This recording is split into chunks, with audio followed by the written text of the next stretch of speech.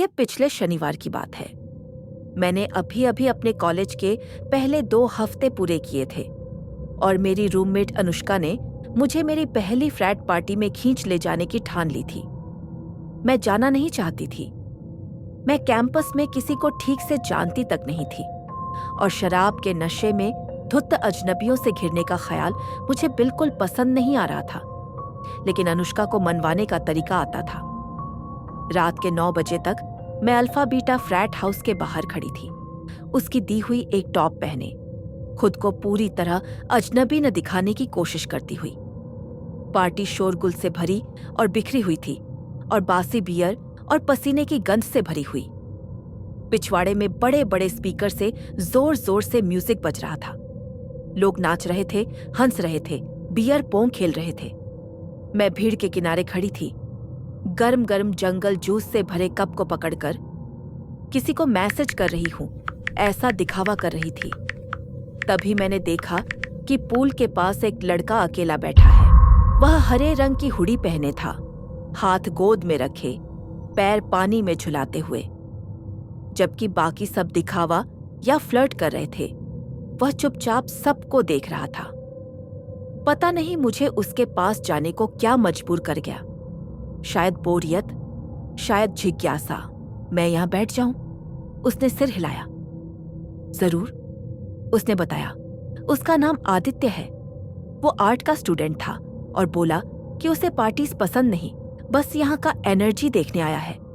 उसकी बातों में एक अजीब शांति थी, फिर भी असहजता। हमने फिल्मों, टैटूज और फ्लैट लाइफ की बेतुकापन पर बातें की। वह बाकी लड़कों जैसा नहीं था, तो मैंने भी अपनी सावधानी थोड़ी ढीली कर दी और यह मेरी सबसे बड़ी गलती थी।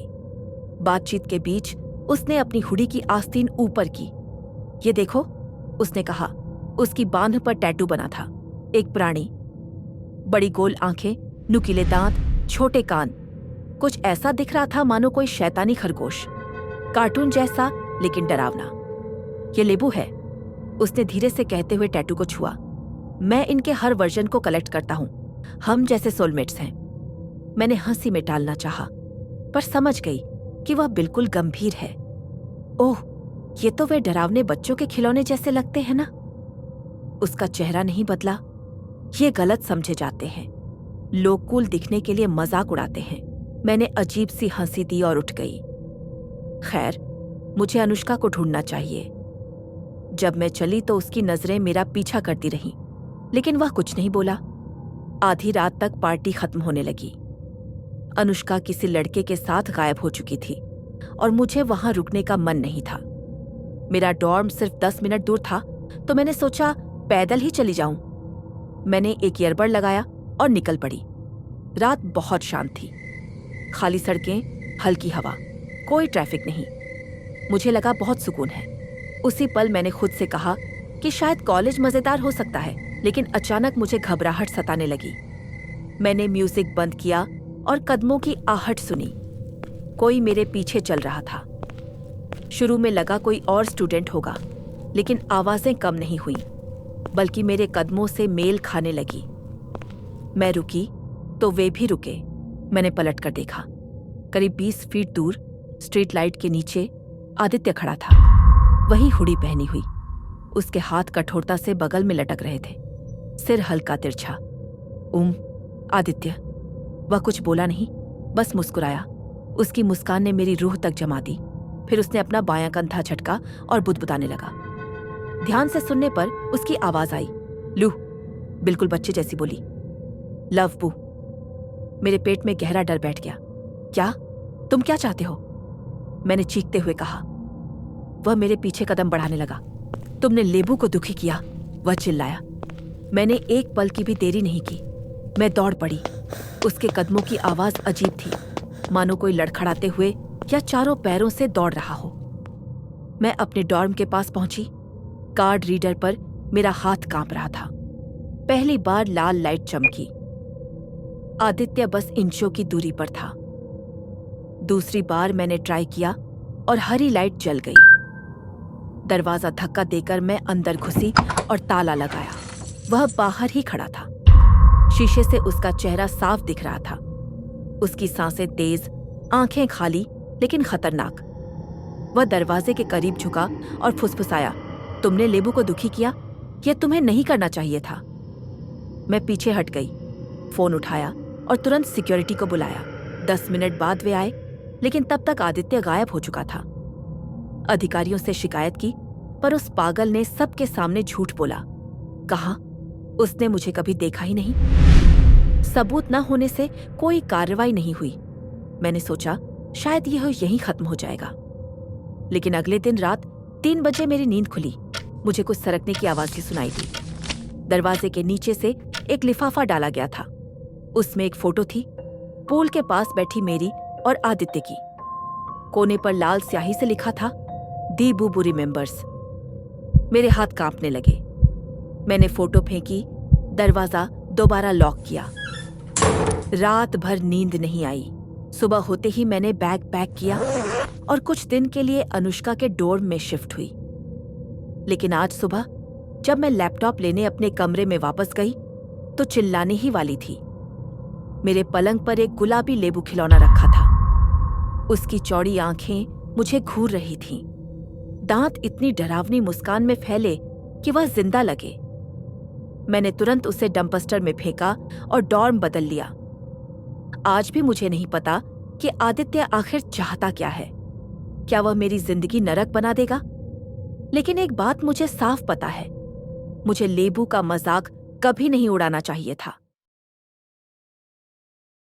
3 हफ्ते पहले की एक और कहानी।